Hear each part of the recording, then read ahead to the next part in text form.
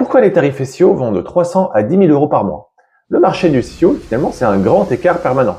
On y trouve des devis à quelques centaines d'euros par mois pour des plateformes freelance, et puis des propositions d'agences allant jusqu'à plusieurs milliers d'euros, finalement, pour la même promesse. Vous positionnez en première page.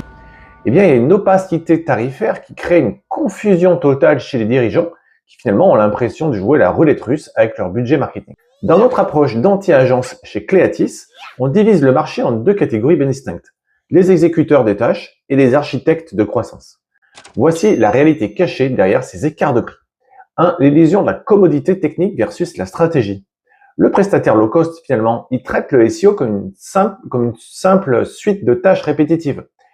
Pour un tarif bas, il se contente d'installer des plugins, remplir des balises méta à la chaîne et de générer un rapport automatisé à la fin du mois. C'est un travail d'exécutant. À l'autre bout de l'échelle, un expert haut de gamme facture sa capacité à analyser un marché, à décoder la psychologie de vos acheteurs et puis à restructurer l'architecture sémantique du site. Vous ne payez pas autant passer à cocher des cases, mais vous payez l'expertise stratégique qui évite d'investir dans des mauvais mots-clés. Deuxième point, le contenu industriel versus la haute couture sémantique.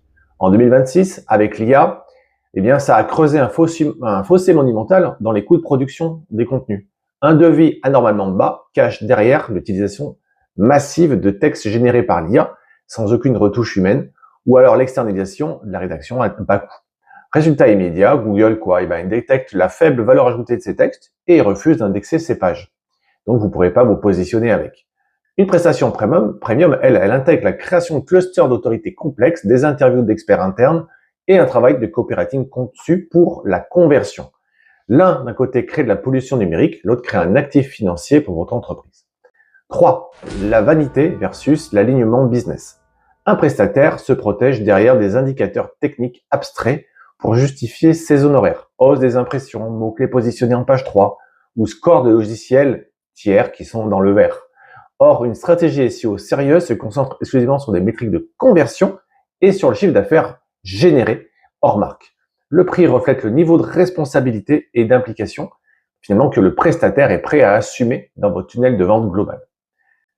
Le SEO pas cher finit presque toujours par coûter plus cher car il vous fait perdre du capital. Et ce capital, c'est quoi? C'est le temps. Passer 2 ans invisible sur les moteurs de recherche pour économiser un budget initial, finalement, c'est un calcul financier désastreux face à la concurrence. Vous voulez comprendre finalement ce que contient réellement votre devis SEO actuel et voir si le prix est aligné avec la valeur réelle livrée? Envoyez-moi tarif en DM, on va décortiquer ensemble vos propositions et séparer le vent de la valeur.